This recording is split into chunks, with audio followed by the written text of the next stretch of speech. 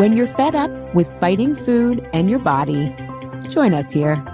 I'm Ali Shapiro, creator of the Truths with Food program and your host for Insatiable, where we explore the hidden aspects of fighting our food, our weight, and our bodies, and dive deep into nutrition science and true whole health. Fair warning, this is not your parents' health care. This is a big rebel yell to those who crave meaning, hunger for truth, and whose lust for life is truly insatiable. Believe me, freedom awaits. Welcome to Season 5 of Insatiable. This season, our theme is eating triggers, namely what triggers the on-off eating cycle. And we're really focused on getting clear about these eating triggers because clarity is a process and a tool. Why? Because when you're actually clear on what's happening, you get to the root cause. And when you get to the root cause, your efforts actually make an impact on what you're doing, which is super exciting and motivating. Second, logic doesn't change us. We all have emotional reasons that inform our logic. And so when we get clear, we can start to understand some of the emotional reasons that are why we think the way we do, feel the way we do, and that opens us up to changing our feelings, which change everything. And lastly, clarity equals distance.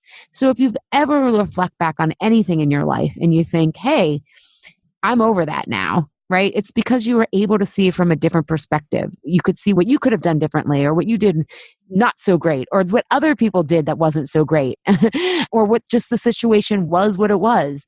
You have that distance because you're clear on what was actually happening versus the emotional intensity of the moment. And so when we can get clear on what's really triggering us, it puts some distance in the immediate present and offers us different opportunities to have different perspectives, and then we can change.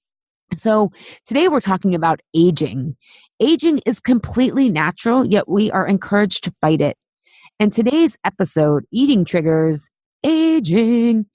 Juliet and I are turning milestone birthdays. So Juliet is turning 30 in the ultra youth oriented world of fitness.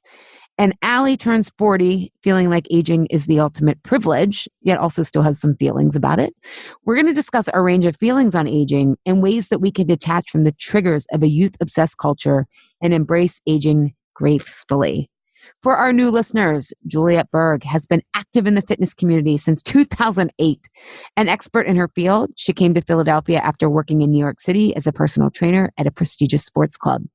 She is the partner and nutrition director for Unite Fitness Studio Franchises, a rapidly growing group and personal training studio, the hardest workout in Philadelphia, and is helping to craft Unite's trademark heart, muscle, mind workout methodology.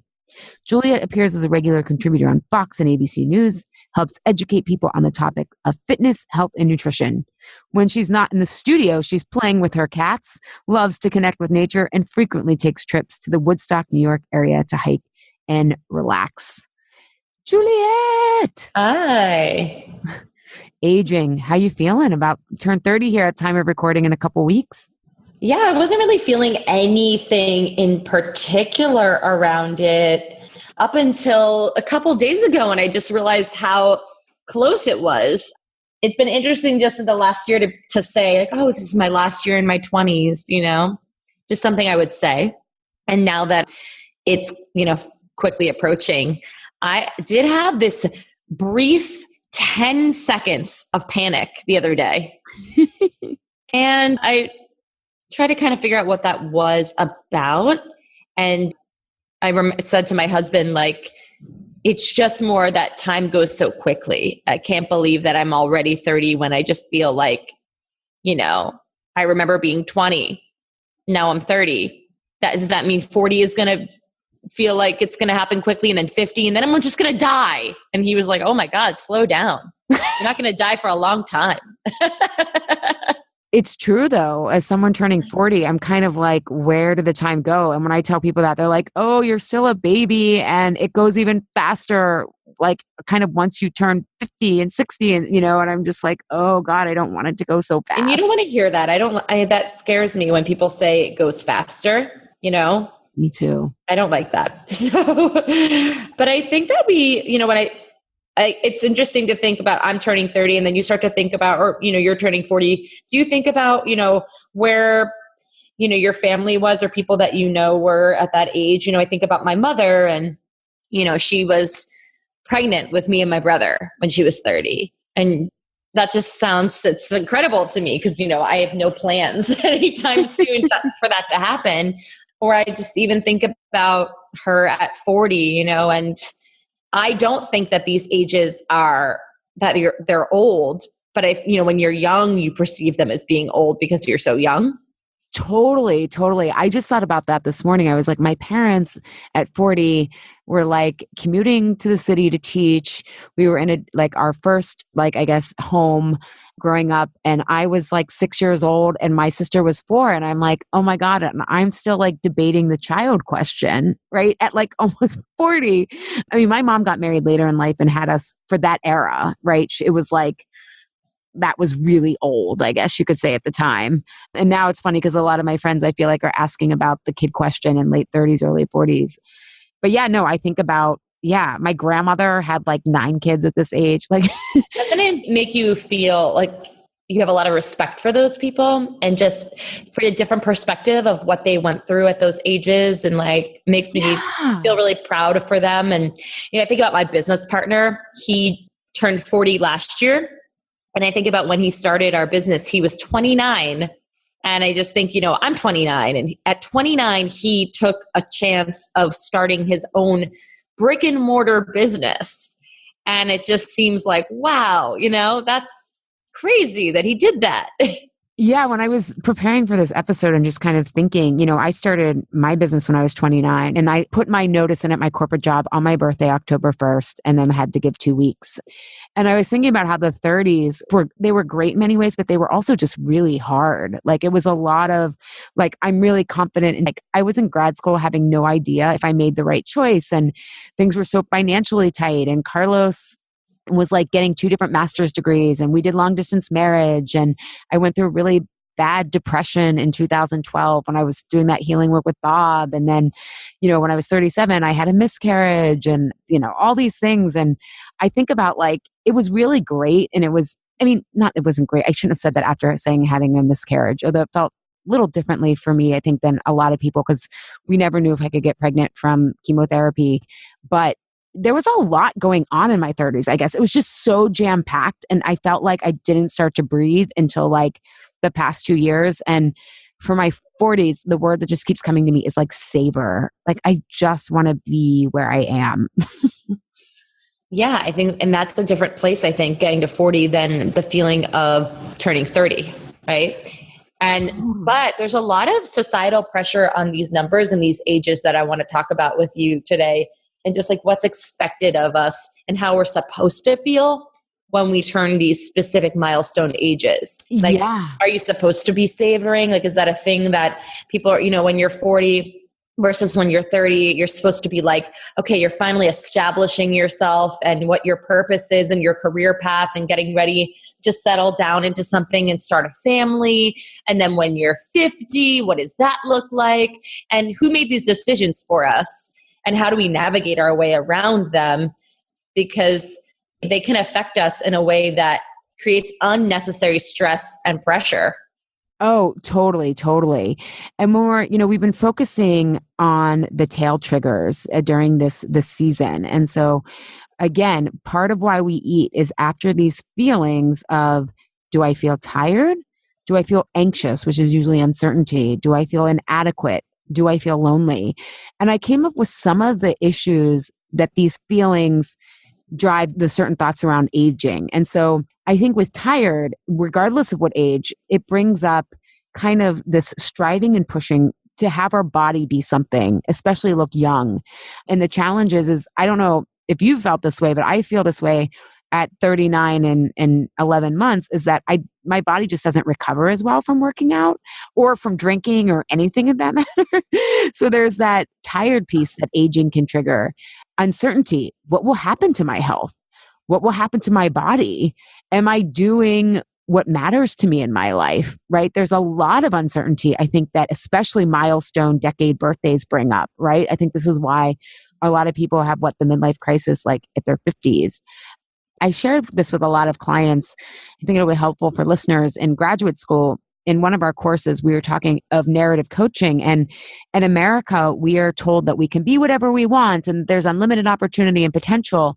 But when you start to get into your mid 30s to late 30s, you start to realize that you've made very real choices that have real consequences. Maybe you decided to get a mortgage. Maybe you decided to have kids. Maybe you went down a certain educational path, right? Or you've dedicated like a good portion of your life to something. And that closes off choices. And that brings up your own uncertainty of, okay, I don't have every single choice. It doesn't mean you don't have no choices, which we'll get to, but I think these milestone birthdays can bring that up. Just we have to reconcile with what we've been taught versus reality. I think it brings up inadequacy. Am I ahead or behind? Am I losing my looks? Am I going to be worth it in a patriarchal culture, right? I want to get into how aging feels so threatening, especially to women, because in the patriarchy, you're only valuable if you're having kids or what you look like in relation to men, and that's bullshit. But that triggers a lot of deep-seated inadequacy. And then I think it triggers loneliness. Like, some of the questions I hear from my clients, like, am I going to meet anybody? Is it too late for me? Right? I'm asking myself from like moving back to Pittsburgh, like, is it too late to develop new deep friendships when you're in your late 30s, early 40s, and everyone seems to be like in their own lives, understandably so. And so those are some of the big things. I think we have these thoughts, but it's brought up and triggered by these feelings of being tired, uncertain, inadequate, and lonely. So yeah, and one thing I'm reading this book right now called The Ascent of Humanity by Charles Einstein, and it's basically about how we started to separate from nature. And it's really interesting because he focuses a lot on agriculture and how that really separated us as a technology away from kind of natural rhythms. And he talks about time being this like constructed technology that keeps us really separate from our natural rhythms and thinking of life in a linear fashion, which I think aging in our culture does. It's kind of like, oh, you just peak at 30 and then it's downhill or something, rather than having seasons and spirals. And he talked about like before agriculture, like people like looked at time, there would be like low tide, high tide, and it was just this less judgmental, linear, like way of being. And I thought that was just really interesting. So I was thinking about that earlier today because I had one appointment today and well, two appointments if we count this podcast because it's a really slow time right now for me. My clients are away. I only had one class this morning. So my husband and I we got breakfast and then we went and walked around a little bit, but I started to feel like this sense of I'm running out of time. At like 10 in the morning, I'm thinking to myself, I'm running out of time. I have this podcast at 2:00.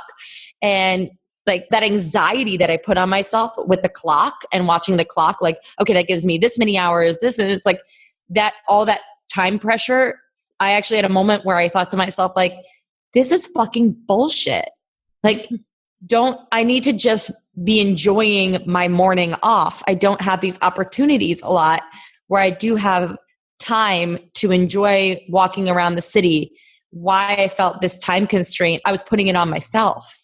Yeah. And in the book, I mean, I'm still in the chapter of time, but he talks about like when commerce started, it introduced this very linear way of time. And we started measuring time to like, I've got 4 hours, I've got 3, because there all of a sudden needed to be a past or present so that you could record and track like what was buying and selling and coming and going.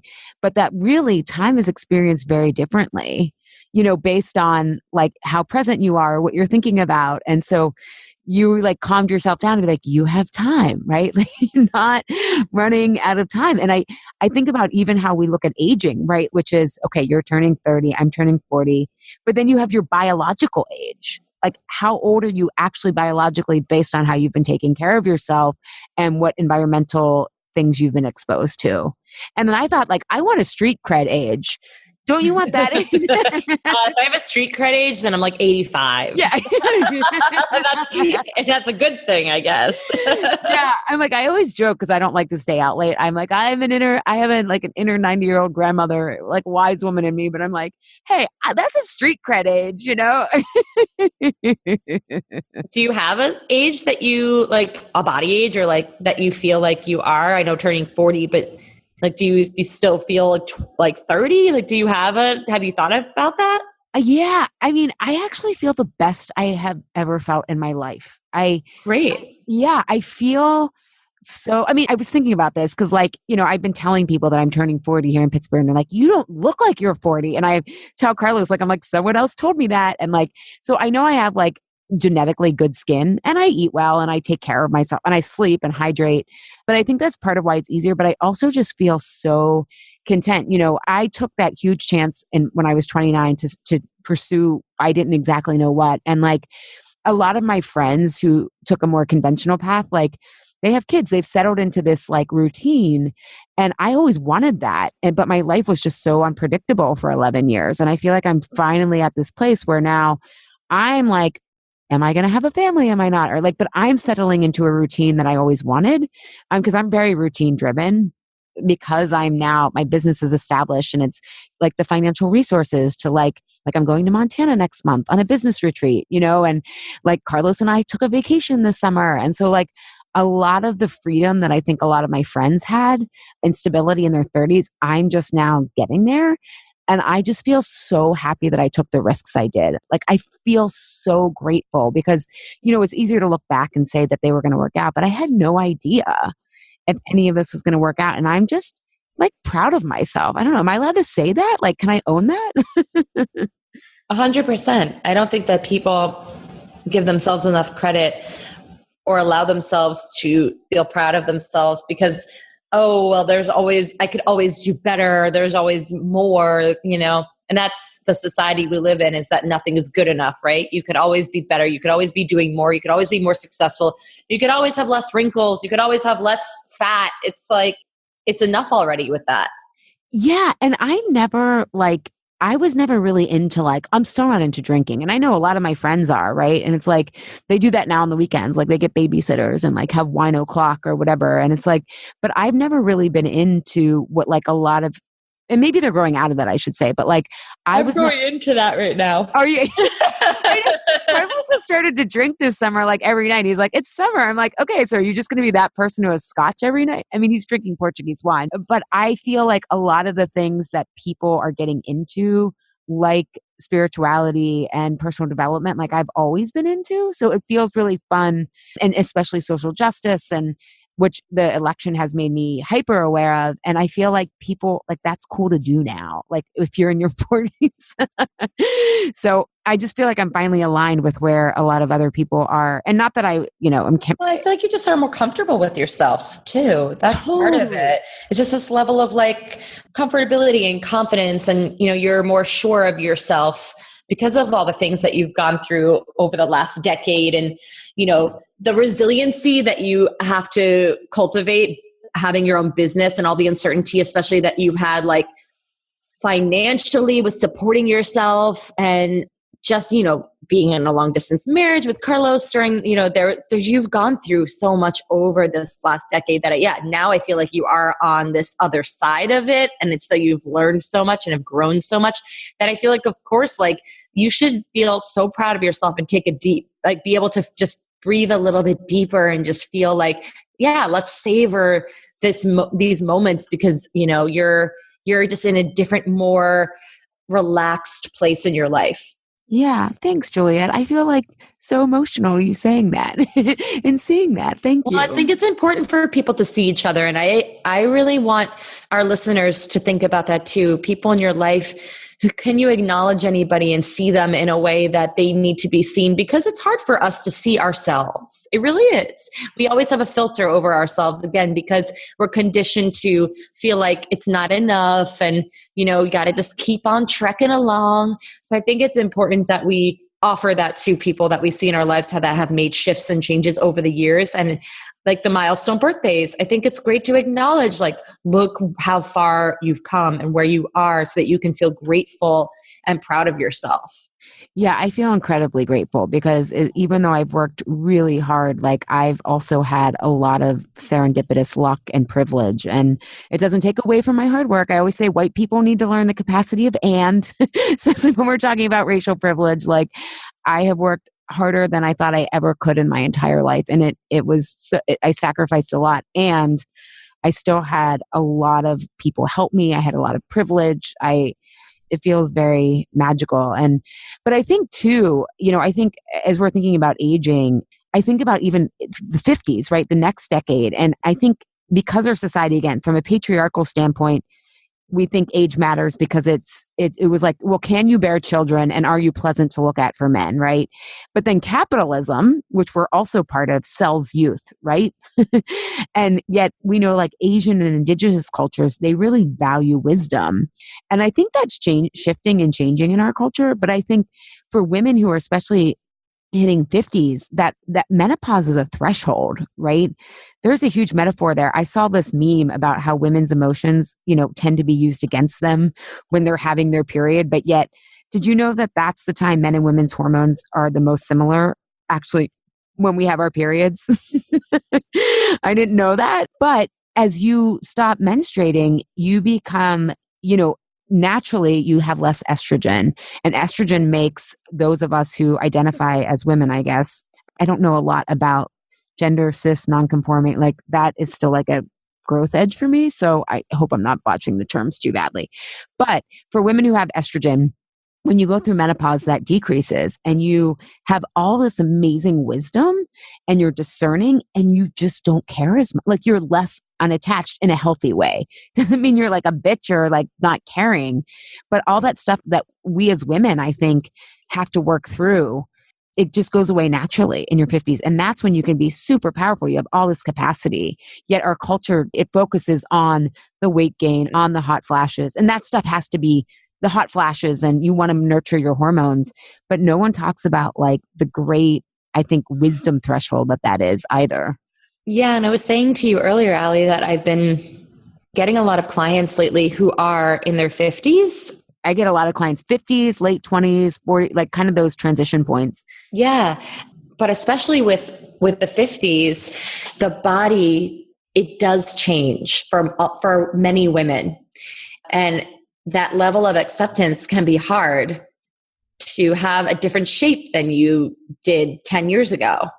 And how do you reconcile that, and just be okay with that and not fight that and not try to, I had a client, ask me about cool sculpting earlier today. What's cool sculpting? It's some less invasive form of like a liposuction, I don't even really know, but it's like they freeze your fat off and so because her stomach is different than it was she's approaching the 50s and her stomach has been changing. And although she feels like she's in the best shape, she's, and she feels like she takes care of her health and she eats really, really well, the hormonal shift that has occurred for her has left her with an excess amount of body fat around her midsection. Yeah. Yeah, I think that's probably really hard for people to hear. If their looks and is like, that's really wrapped up in their identity. And I mean, don't you hear this all the time? I could eat whatever I wanted in my 20s, but once I hit 30, it just all started going downhill. That's a message that we hear a lot. Yeah, I think once I went through menopause, then I just had this spare tire I couldn't get rid of. And like these messages we hear, they're such blanket statements. These aren't like, this isn't everybody. This Insatiable episode is sponsored by my client-described life-changing program, Why Am I Eating This Now? If you are tired of the on-off cycle, want food to stop being worth it in the moment, but not afterwards, and you want to stop self-sabotaging with food, this live program is for you. Early bird registration begins on September 10th. So visit alishapiro.com/Food Freedom 2018 to sign up to be notified when registration opens for this year's live session. Want to know a little bit more? Stay tuned to the end of this episode. There's this line between like, is it everybody because everybody's stressed out and like drinking wine every night? Or is it because that's part of just what happens? Like, is that destiny? Like, not saying that if it is happening, it's your fault and you can change it or anything, or that it's even a fault. Do you know what I'm saying? Like, yeah. I wonder like what is true, because I know that even menopause symptoms are really aggravated here in the States because people, when you're going through the actual physiological process of menopause, your adrenal glands will pick up what your ovaries are no longer doing. But most Americans' adrenal glands don't have the estrogen, testosterone, and progesterone to kind of be the reserves because people have been drinking coffee, drinking wine, overworking, and often because you have to in this culture, versus other cultures don't have quite the physical symptoms of hot flashes and insomnia because the adrenal glands are like, okay, we're taking over now. I always just wonder that. And it's very individual. It's very individual. It's very much your environment. I think there's just a lot of fear put onto aging, right? That it's this out of control process. And then how do we gain control over it, to make it all okay? I mean, Botox, for example, that's a big thing that I see with people who are young, like in their late 20s. I was at a dinner and all these people in their late 20s had Botox already. And they were all saying, oh, we've got to start now because it's really preventative so that when you are starting to get the wrinkles, they won't even form. It's like, what the hell? Is that even true? I don't know, because and listen, everybody is different, but how I feel about it is I really want to be natural in my look. And I have no desire to get like elective surgery or, partially because I'm like terrified of like surgery and medical environments. That doesn't help. I mean, like I'm so scared of that stuff. That doesn't something I don't have to put myself through like on purpose. God forbid something happens and I need to have some medical procedure done. But I'm not one to be like, I'm going to go get breast implants. I'm going to go get Botox. It scares me more than anything. And I also want to be an advocate for women who, to age. I want to like be comfortable with myself and honestly be a role model for people in that I want to keep my natural look. This is what I was born with, and I'm doing the best I can with what I have. Yeah. It's fun. I think we have similar fears because like for me, it definitely is like, I want to stay out of the medical system as much as possible. In fact, I saw someone on Facebook was posting about like their doctor told them now that they're 45, they should start getting mammograms. And I'm like, oh God, I'm like, how am I going to navigate this? Right. Because there's no clear cut answer, but I don't want all of that, like that testing. The colonoscopy. Yeah, well, I've had those. I mean, because my mom had colon cancer, but those quote unquote aging diseases, right? Like I've worked really hard because to not get that stuff, but you just never know. Mm-hmm. However, I think a lot of times they make these recommendations because if you haven't been paying attention or taking care of yourself, it starts to catch up with you in your late 40s, 50s. And for the younger generation who doesn't have as clean of an environment as our grandparents had, because all of us born, right? Like when our mothers were born, they were born with all the eggs that our grandmother, like when you're born with all the eggs you have. So like our generation is benefiting from our grandmothers and grandmothers' eggs, right? And so this generation is like, that's going to be born, not like our grandkids are like growing up with us who've grown up with like a completely toxic environment. I don't know, dirty eggs. Get those dirty eggs away from me. and the body's resilient, but I'm just saying like we're just not, there's less room for error. So I think we're going to start and we're seeing this already, right? With obesity being younger and younger. And again, obesity isn't just a calorie issue. It's an environmental issue. And so I just share all that, but it's like a lot of these recommendations are based on like the average population. And I take better care of myself than the average population because I have, some of that is privilege, but some of that is work and effort as well. And so it's like, it opens up this whole thing, like how often am I going to go to the doctor? And, because once they start looking for stuff, they sometimes find stuff. I remember even my oncologist in Philly, who's super conservative, we were talking about like how many times they find this stage 1 breast cancer that will just cannibalize itself. And because I'm at a risk for breast cancer because of radiation in my chest, he's like, we don't want to overscan you. We don't want to overlook for this stuff because a lot of times in healthy people, it just goes away.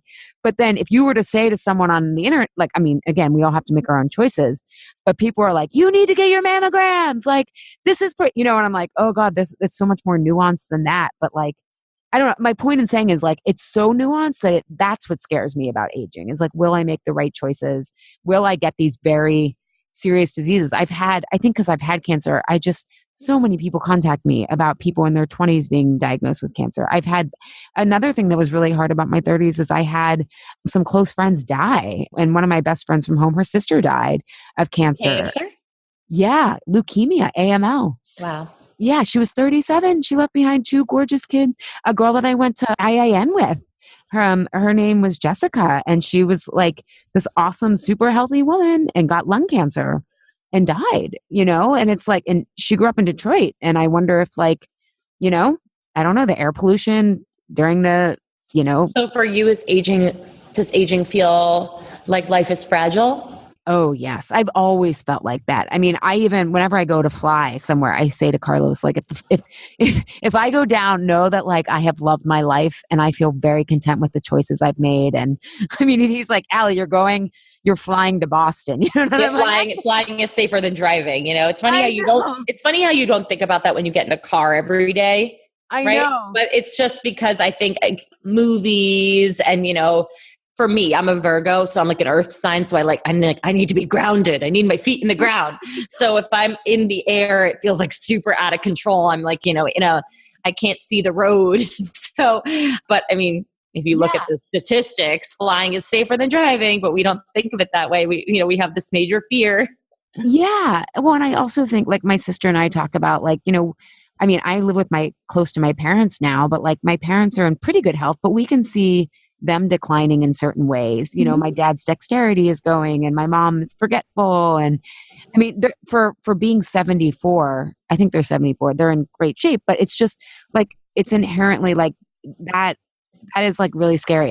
And one thing that I think I really have worked through in my 30s for the most part is my fear of death, especially kind of me concluding that there might not be anything after this. I mean, I hope there is, and I'm agnostic. Is that what the conclusion you came to was? Because I know that you have been asking a lot of your guests, what do you think happens when you die?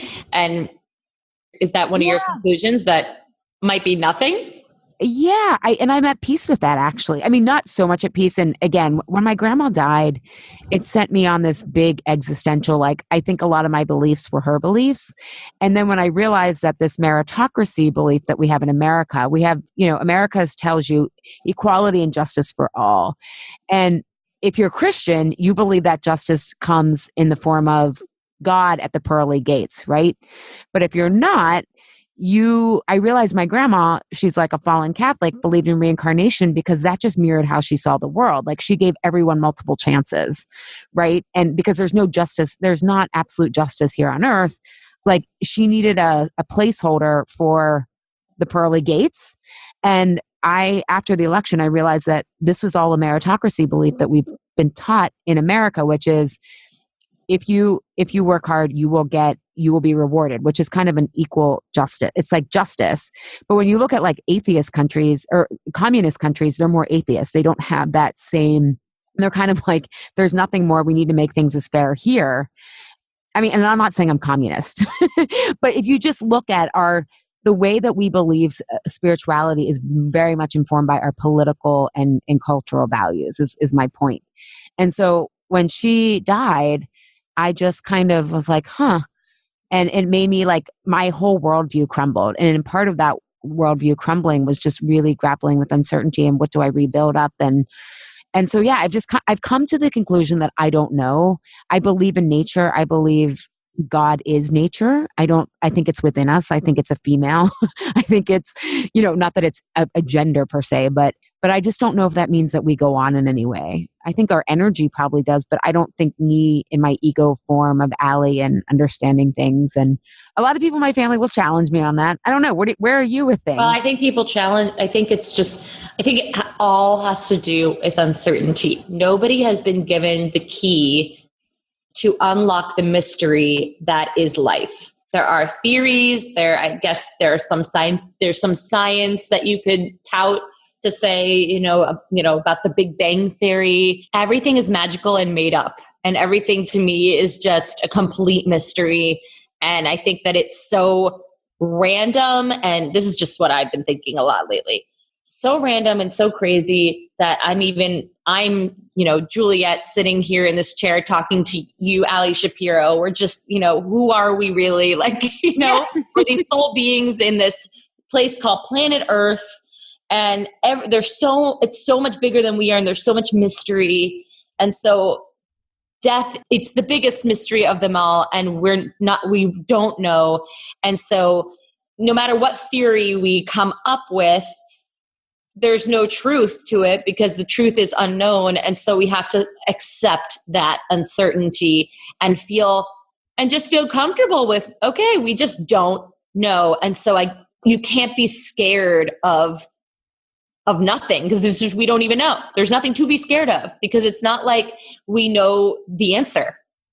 Yeah. Well, and I just feel like, I say I'm like open to the mystery. That's my like line that Now, if we knew for sure that there was heaven and hell, then it'd be scary. Well, I don't believe in hell. Like I don't think there's like heaven. Yeah. It's just, right? It's such a man-made like thing. And when you look at, and I know, and a lot of my clients are religious and they are like genuinely like use religion for its best. It's the best that it can be. And historically, people in power have used religion for violence and everything and just to scare people. And so when you look at how things are constructed, but like, no, and part of my big existential kind of searching was like, can I believe in an energy and a design, even if it means that we don't go on? And I had conflated the two. And I believe there's this nature is miraculous and it's so surprising. And that's why I'm like, a lot of atheists to me, they're still like they'll sometimes be critical of religious people who want certainty, but I'm like, if you're an atheist, you're also certain. Like it's still the same belief, it's just dressed up differently. And so I'm just like, and I want to be open to the mystery because I don't want, like, I think that brings a magic to your life as well, and that's that. I'm hedging my bets that let's make the most out of this life. I guess is what I'm doing. I think that's all you can do. And going back to the aging thing, to be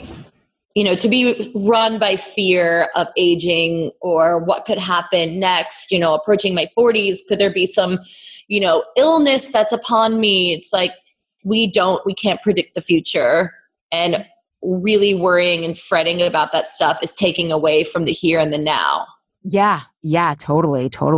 But I do think, when we're talking about physicality, I think there's this kind of myth that, because that the body is in inevitable decline. Mm-hmm. And I know, like, again, I'm probably not in the best like cardio shape of my life, but like holistically, I'm in the best shape of my life. Now, granted, it will probably change when I hit 50 and menopause and that shifts things. Well, actually, I mean, I guess I'm TMI, but like part of what I've been dealing with is that I might potentially be in early menopause because of the chemo. And so that's what my insomnia might have been about. Like last year, I thought it was from the election, but no, it was something else.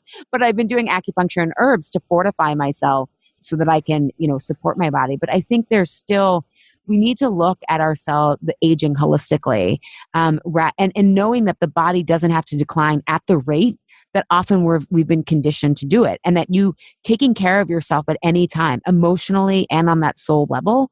I found that with my clients, no matter what age they are, they're so glad that they took the journey, that they felt that they've arrived home to themselves, right? Rather than kind of like, I feel like, as you're growing and being culturally conditioned, you kind of leave like who you really are at your core in a way to try on different things. And it's about kind of coming back to that, the most like, I don't want to say innocent, but like childlike version of yourself, in the sense of like the qualities of who you were as a kid. It's almost like, hopefully you're circling back in a good way.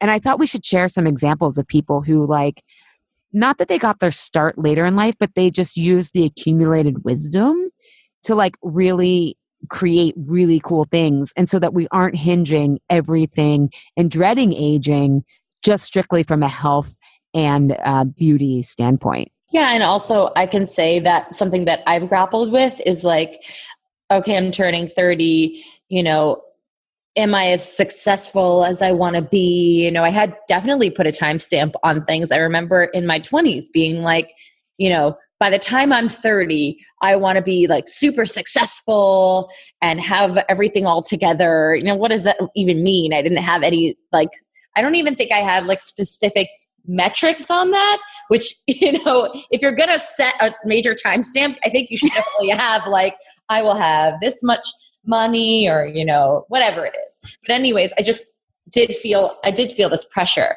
I think something that has helped me, and we're going to talk about different people, because for me, I put a lot of, pressure and on my career and where I need to be with my career. And it's been really helpful to see other people that have been much older than me, that have reinvented themselves or didn't get started much later in life, or it took them a long time, especially in the fitness industry.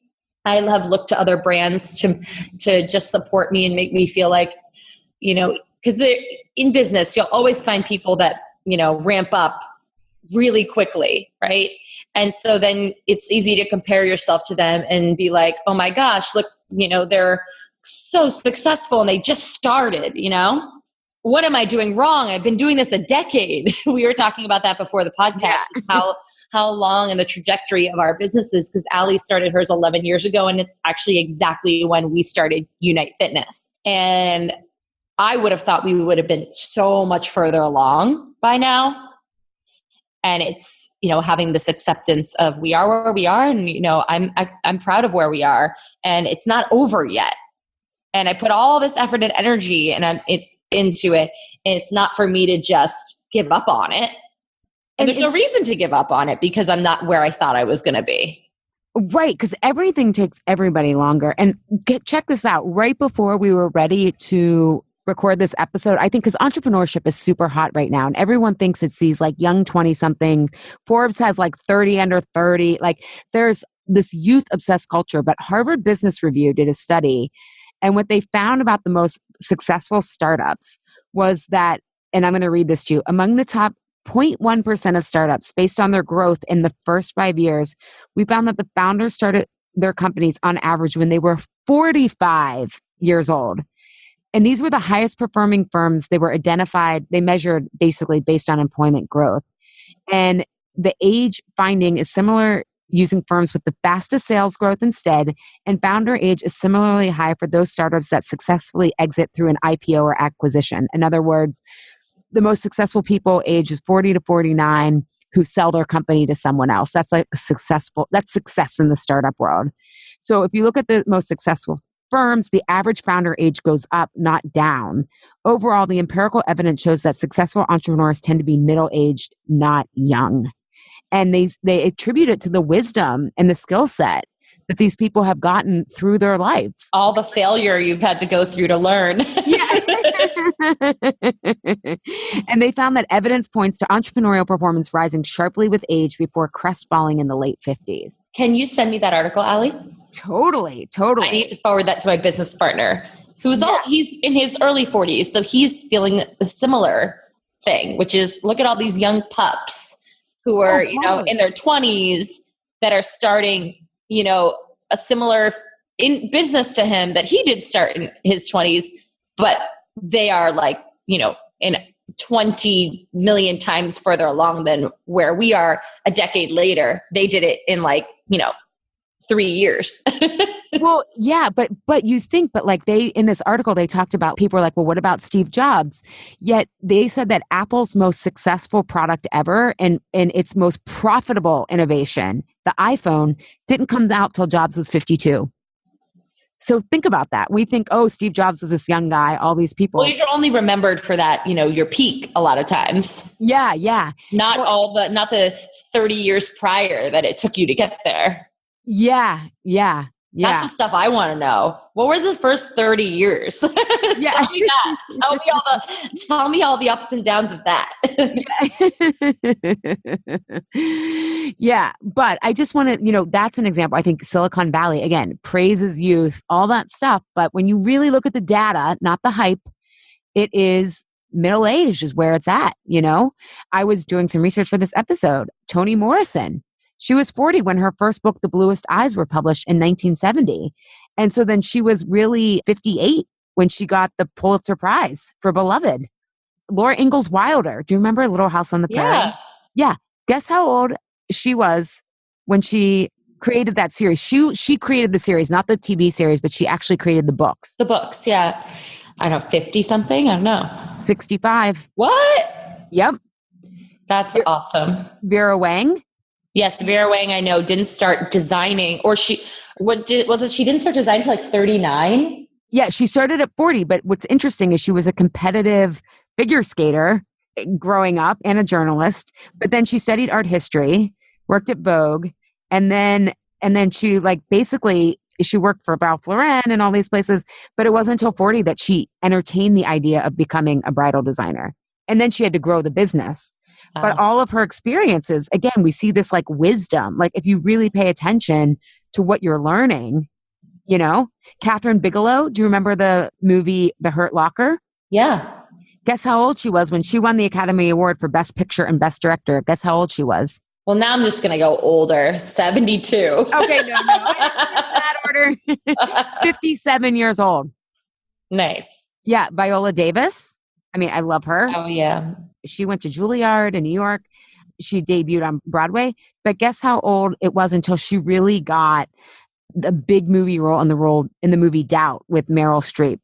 Late 40s? Yeah, 43 years old, which again, Hollywood tells you you're ancient at 20. Yeah. You know? Well, it depends on the role you're playing too with Hollywood, right? Yeah. And it was at 49 that she became the household name that she is with the series How to Get Away with Murder. Damn, girl kept trekking along. Yes. You know what I mean? That is, you got to give someone credit for that, because when you know that that's what you love to do and your passion, you just keep trekking along. I think at a certain point you do have to accept, I might never make it in this industry, but I love it and I'm passionate about it, so I'm going to continue doing it. Yeah, because I like the work. Exactly. You can't be attached to the outcome at that point. Exactly. And I think aging gives you that. And I was talking to a friend of mine over email who's also about to turn 40, and we were saying how good we feel. And we're like, why did it take us this long? We blamed it on the patriarchy. We're like, what if we felt this great about, because you can really become more unattached to the outcome the wiser you get, Yeah. It's like, what if we felt this great when we were 10? I can't even imagine. Just a couple more people. Jane Lynch. Do you remember her from Glee? Yeah. Guess how old she was when she got the part as Sue Sylvester on Glee? 46. 51. Wow. And it was interesting when I looked at a lot of the actresses who quote unquote peaked later in life. They were so grateful for it because they were like, I would not have been able to handle the Hollywood scene and all of the things that are coming at you at a younger age. And you do see a lot of what happens to young people who are, under the spotlight. A lot of drug addiction, a lot of burnout, a lot of mental health problems, because it's so being that vulnerable. And when you're at that age, it's really hard to handle all that success. Young stars, you see that happen a lot. Totally. Oh my God. So many. It's like almost to the point that you wonder why people do they want their child to be in Hollywood? Because it's a lot for a kid. Yeah. And then the last one, although when we were chatting about this, you have some examples. Julia Child. Did you know that she didn't even learn to cook until she was 36? That's amazing. I know. That gives me all the feels. I love that. And then it was at 40 years old, and she wanted to become a novelist. And she wrote these plays and short stories. And again, novel writing, cooking, all artistic. She submitted the stories to the New Yorker, but they were never published. So she moved to France in 1948. And then basically at 40 years old, became a TV icon on the TV show The French Chef, which aired on WGPH and then syndicated to 96 stations. How about that? She basically felt like she failed. And what do they say? When one door closes, another one opens. But she entertained us till she was 90, I think, right? Yeah. And what about, you were telling me the owner of Flywheel?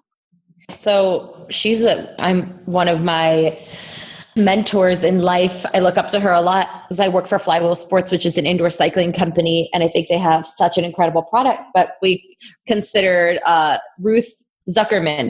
she's considered like the queen of spin because she not only founded SoulCycle, but she also founded Flywheel, which are the two biggest names in the indoor cycling industry.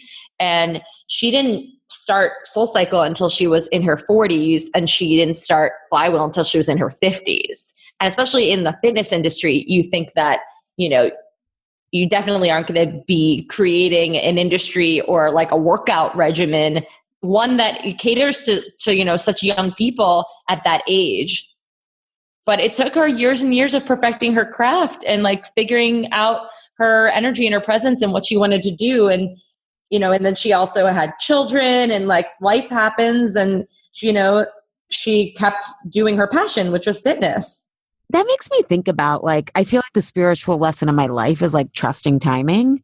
Yeah. And you sometimes have to and it's not the standard, like not everyone's going to have the same timing, right? It's like, and especially based on what your skill set and your gifts are. Like, I think I'm also really comfortable with my age because I'm in the business of wisdom, right? You can only get wiser with age, hopefully.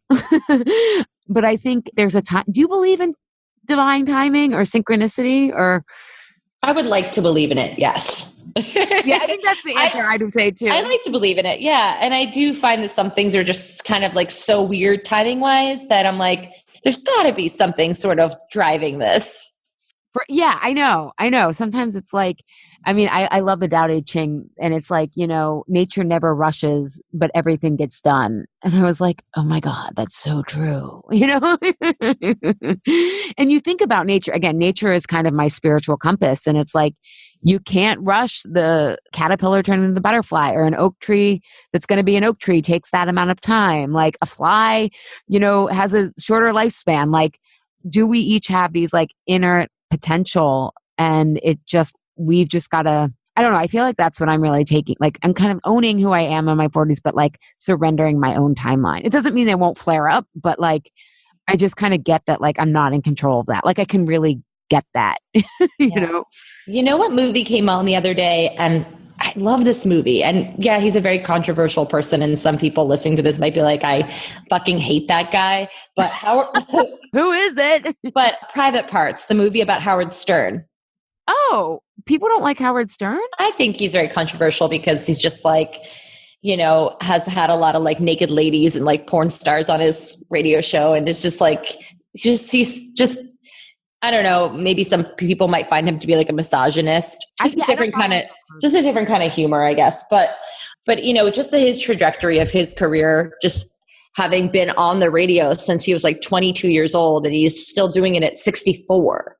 And just all the different things that he's gone through from starting just like at his college and working his way up to different networks. And even throughout the years, as things have shifted with radio and just staying relevant. And I don't know, I just find those stories, because he's just put in that effort from 22 to 64, Yeah. Well, and I think in our youth obsessed culture, and in an instant gratification culture with social media, all this stuff, we forget that your craft takes time. Yeah, exactly. And that's whether your craft is parenting, whether your craft is your career, whether it's how to relate to people. Like life just takes time to figure out.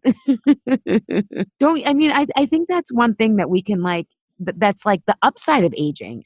We really have all this experience. And I think, again, and we talked about this on the scale episode, but like when we want meaning in our lives, we are in this unique time where everything is broken.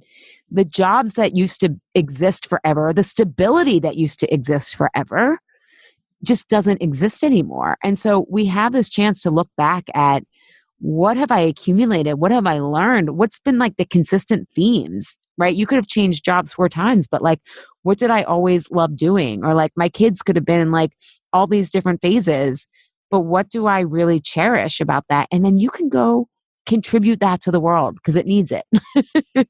I don't know. So yeah, I do know. I think, think about how old you are. Forget about where you thought you should be or where you think you should be at this age. And think about the lessons in life more than, what has to happen. Yeah. And I think also reframing rather than this chronological age, like what season of my life am I in? Right. Because I think that helps us. Like, I think back in my 30s, and there were seasons of like rest, of like winter time. When I was working with Bob, it was just like a really cold, long winter. And then there were times of like, let's go out in the world and it's springtime. Right. And then there were reflection times. And I just think that puts us more in sync with our own natural rhythms more than using our age. I don't know. Because that's a default. Isn't that, don't you think that's a default for all of us? Because everything is unknown. So it's like, I don't know. I don't trust myself. It's like, and I know you do trust yourself, Ali. So a lot of times we say things and it's just a default, like, I'm sorry, or I don't know. It's like, no, you're not sorry. You do know. Yeah. it's just the ego default. Well, so where are you right now? About to turn 40. What season? You said you're in the season of feeling like you're savoring. So what does that look like for you? Yeah, I feel like I'm in a season of, well, I mean, Carlos and I are really weighing. It's interesting. I feel like I want to savor, but we're really contemplating the family question. Nature is really my guide. And, I had that miscarriage at 37, which we were more excited than we thought about becoming parents because neither of us like have ever been like, we have to do that. Right. And it's part of me wants to do like an insatiable season all on like the conversations I've had with so many people about like to have kids, not to have kids, what people thought about who have had them. Like it's such a big choice and it's one that you just can't prepare yourself for no matter what. But when we got this information just about kind of my own hormones and having low egg reserve most likely because of chemo, maybe also because I'm 39, it just brought up a lot more questions because I know everyone needs to decide, but I'm not doing IVF or anything. Like, again, my body is bringing a different biological age probably than most people's because of what I've been through. So part of me is in this, like, I'm in a fall season, but part of me is also like, we need to decide, are we ready to feel like spring chickens? And like, we're going to continue to try naturally, but like, if that doesn't work, do we want to put in the effort to adopt or something like that? So I feel kind of a tension in seasons, but I'm taking an overall, like, let things unfold type of way. So I guess that would be more fall reflective. Mm-hmm. Which How is about my you? favorite season. Me too. I'm So also excited. I love fall so much. Me It has too. so many like nostalgia feelings for me that are positive and that just, I don't know, summer for me is like slow and not exciting. I know a lot of other people love the summer because it's like more time off, but I just like to do, and fall just feels, I know you're saying reflective. That's more winter for me, but for fall, everything feels like fresh and new. And we're coming back to, it's the back to school, back to work, back to the hustle. I live for the hustle. I like the hustle. Well, as So you're talking, I'm like, you're right. I do like that. That really is right. energy. It's energy. I like that energy. It's also a seasoned energy. Yeah. And I love crisp air. Me too. No humidity. I hate humidity. That's Yes. why I'm not a summer person. I can like smell the crisp air. I can feel and hear the crunchy leaves under my feet, the smell of the wet leaves, mixed with the soil. Do you know what I'm talking about right now? Oh my God. In fact, I'm like, you're It's describing so much better like than I did. intoxicating for I'm me. definitely in your fall season, not mine. I don't like mine anymore. Yeah. So and maybe because I grew up in upstate New York where we just had the most gorgeous, perfect falls, like the quintessential golden leaves and, and being around mountains and stuff like that. So it's like ingrained in me that fall is just this amazing time of year. And my birthday falls right on September 15th, the end of the summer into the fall. And for me, going into 30, it's feeling a lot more sure of myself and less insecure. I think that's for a lot of people who come out of their 20s. Your 20s can be a very insecure, scary time. Just everything is new and you're figuring everything out. And, there's a lot of judgment on yourself. Yeah, I joke, if you're not lost in your 20s, you're not doing it right. You know what I mean? And I do think about like going to, it was 9 years ago yesterday that I started at Unite Fitness. And I was 20 years old, almost 21 years old. And I think about just where I thought I needed to be at that age. And now if I met a 20-year-old, 21-year-old now, and they talk to me that way, I would be like, oh my God, honey, come here. I'm going to give you a hug. Don't worry. You're just discovering things. And, I think a lot of my drive for success at such an early age did come from the fact that I had to be on my own after my dad passed away. I was an orphan at 16 years old, which is really odd. So I I became an adult earlier than most people had to, and had an apartment and got a job and went to school. And so I do think I was a little bit older maturity wise at that age, but still carried around all those insecurities that someone in their early 20s does about just being unsure of themselves, where you fit into the world, what you're, if you're allowed to really take up space in the world. And now going, at 30, I refuse to have certain friends that aren't suiting me or do certain things that don't suit me. I feel confident in being able to say no, and I feel like I'm coming into this next decade, I want to say, like a boss. That's how I feel. I love it. I love it. Yeah. And I feel like I'm just coming into owning what's unfolded, who I am. I mean, I still would have to work on it, but there's an inner calm that I think I earned through my 30s. So I'm excited. Yeah. I'm ready for the next era of hustle, but without the frenetic anxiety that I had in my 20s. Yes. So a more grounded hustle. Yes. And I seriously thank you for describing fall that way for people who are in that fall season, because that's exactly how I do feel about with my business is doing really well and I feel confident in what we're creating over here and how we're going to support people. And yet I still feel that energy of are we going to start a family? Are we not? Kind of just I do feel like there's new horizons, which is a part of fall that I love as well. But it's time will unfold for all of us. Yeah, if we're lucky. I do still think that aging is we talk a lot about privilege on this podcast, and I think aging is the ultimate privilege. And I'm just grateful because I know I always criticize America and this culture, but it is a freaking fun time to be alive, in the sense that if you're creative and you want to make a contribution in any way possible, there's so much opportunity, right? Everything's broken. That's the upside, right? Yes. So wonderful. Well, thanks for this chat, Juliet. This insatiable episode is sponsored by my life-changing program, Why Am I Eating This Now? And that's not an exaggeration. Session after session, clients tell me this program changed their life. Or in the case of Shelly, who said, I wish I could bottle this feeling up and give it to everyone. If you're tired of the on-off cycle, want food to stop being worth it in the moment, but not afterwards, and you want to stop self-sabotaging with food anytime you feel those tail emotions, this program is for you. You will learn a clear and exact process with tools for getting to the root cause of why your emotions overpower you and you eat. You'll also learn with and from a dynamic community that likes to connect over the type of conversations we have here on Insatiable.